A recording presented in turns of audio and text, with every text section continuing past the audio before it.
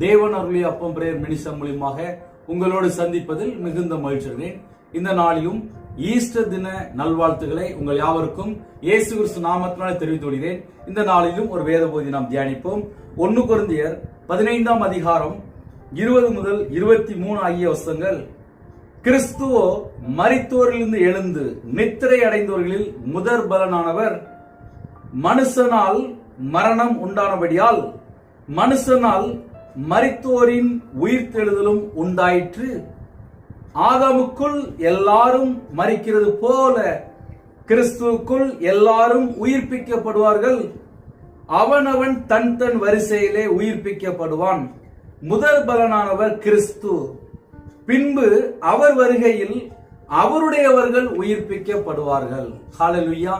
இந்த நாளிலும் நம்ம எல்லாருக்கும் ஒரு நற்செய்தி தெரியுமா? யாரெல்லாம் இயேசு கிறிஸ்து ராஜாவை சொந்த இரட்சகராய் ஏற்றுக்கொண்டு அவருக்காக யாரெல்லாம் வாழ்கிறார்களோ, அவருக்காக யாரெல்லாம் வாழ்கிறார்கள் என்றால் அர்த்தம் என்ன?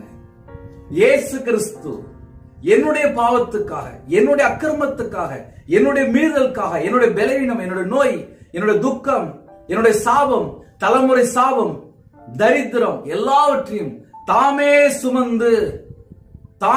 சுமந்து அப்ப நம்முடைய பாவங்களுக்காக இயேசு கிறிஸ்து மரித்து அடக்கம் பண்ணப்பட்டு உயிர்த்தெழுந்தார். 3ஆம் நாள் உயிர்த்தெழுந்தார். இந்த நாளிலும் யாரெல்லாம் இணைந்திருக்கிறீங்களோ நம்ம எல்லாருக்கும் ஒரு நற்செய்தி தெரியுமா? இயேசு கிறிஸ்து ராஜாவை யாரெல்லாம் சொந்த இரட்சகராய் ஏற்றுக்கொண்டோமோ, 23ஆம் வசனத்தில் அழகா எழுதப்பட்டிருக்கு, அவனவன் தன் தன் வரிசையிலே உயிர்ப்பிக்கப்படுவான். முதற் பலனானவர் கிறிஸ்து.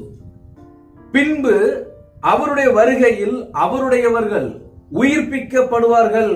நம்ம எல்லாரும் கிறிஸ்துவுக்குள் இருக்கும்போது கர்த்தருடைய வருகையில் அவருடையவர்கள் உயிர்ப்பிக்கப்படுவார்கள். நம்ம எல்லாருக்கும் அநேக சந்தேகங்கள் இருக்கும். மனுஷனால் மரணம் உண்டானபடியால் மனுஷனால் மரித்தோரின் உயிர்த்தெழுதலும் உண்டாயிற்று. ஆதாமுக்குள் எல்லாம் மரிக்கிறது போல கிறிஸ்துவுக்குள் எல்லாரும் உயிர்ப்பிக்கப்படுவார்கள். அவனவன் தன் தன் வரிசையிலே உயிர்ப்பிக்கப்படுவான். முதற் பலனானவர் கிறிஸ்து. முதலாவது இயேசு கிறிஸ்து உயிர்த்தெழுந்தார். பின்பு அவர் வருகையில் அவருடையவர்கள் உயிர்ப்பிக்கப்படுவார்கள். ஹல்லேலூயா. கர்த்தர் உங்களையும் உங்களுடைய குடும்பத்தையும் ஆசீர்வதிப்பாராக. ஆமென். God bless you.